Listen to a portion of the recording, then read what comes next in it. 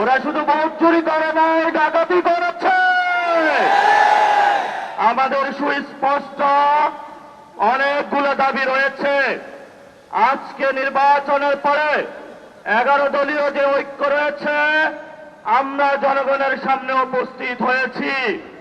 আমরা প্রথমত বলতে চাই, পার্লামেন্টে যে ভোট ডাকাতরা গিয়েছে, জনগণের সামনে আমরা বিরোধী দল হিসাবে হাজির হয়েছি। আমরা রাজপথে থাকব। কড়ায় গন্ডায় ইঞ্চি ইঞ্চি করে জনগণের উপরে যারা ভোটে ইঞ্জিনিয়ারিং করেছে, ভোট ডাকাতি করেছে, নতুন ভাবে জুলুম চাপিয়ে দেবার চেষ্টা করছে, আমরা তাদের কাছ থেকে বুঝে নেব ইনশাআল্লাহ। আমি সংক্ষিপ্ত কথা বলবো। আমাদের ভাই শহীদ উসমান হাদি আজকে আমাদের মধ্যে থাকতে পারতেন। সংসদ সদস্য হিসাবে ঢাকা 8-এর আল্লাহ ওনাকে শহীদ হিসাবে নিয়ে গিয়েছেন। আমরা বিচারের দাবিতে মাঠে গিয়েছি।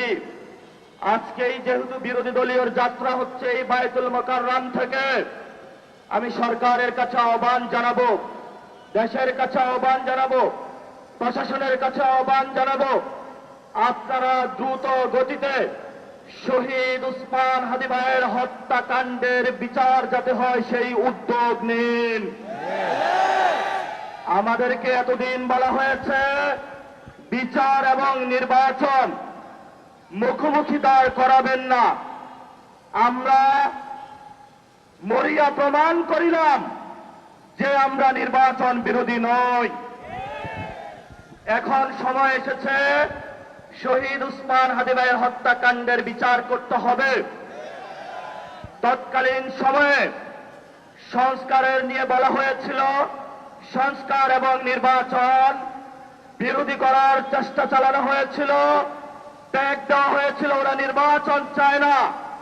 আমরা তোমাদের চোখে আঙ্গুল দিয়ে দেখিয়েছি আমরাই বাংলাদেশে গণতন্ত্র চাই, তোমরা যা ভোট ডাকাতি করতে। এখন সময় এসেছে, কোন 9-6 চলবে না। সংস্কারে জনগণে যে হা ভোটে ম্যান্ডেট দিয়েছে দ্রুত বাস্তবায়ন করতে হবে। সাথে সাথে বাংলাদেশে সন্ত্রাস, চাঁদাবাজি, দখলদারিত্ব বন্ধ করার উদ্যোগ নিতে হবে। এবং নির্বাচনের আগে আমরা এই বায়তুল মোকাররমে দাঁড়িয়ে একটি প্রটেস্ট করেছিলাম। ভোট ডাকাতির জন্য আমাদের জামাত ইসলামের এক ভাইকে খুন করা হয়েছিল। আমরা বলেছিলাম আমরা আবার আসবো, দ্বিগুণ হয়ে আসবো, এসেছে দ্বিগুণ হয়ে। আমাদের ভাইয়ের হত্যার বিচার বুঝে নিতে হবে। রাজপথ সংগ্রাম জারি রাখতে হবে। যেই বন্ডের উপরে আক্রমণ করা হয়েছে, পেটে লাথি মারা হয়েছে, বোরকা ধরে টান দেওয়া হয়েছে, গুলিবিদ্ধ করা হয়েছে, পা ভাঙা হয়েছে, প্রত্যেকটির হিসাব কড়ায় গন্ডায় আমরা ইঞ্জিনিয়ার তারেক রহমান থেকে বাংলাদেশে বুঝে নেব ইনশাআল্লাহ।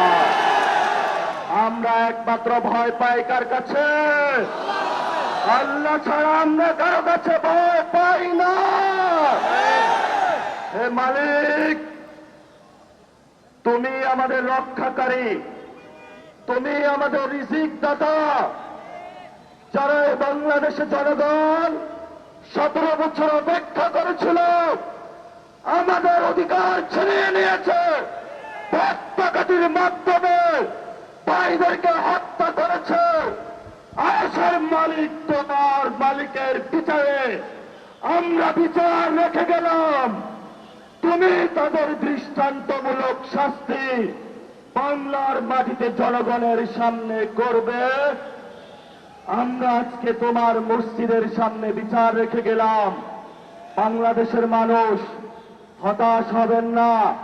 লা তাহজান ইন্নাল্লাহা মানা, আল্লাহ আমাদের সাথে আছেন, শক্তিমান, ভয় নাই, জয় করব।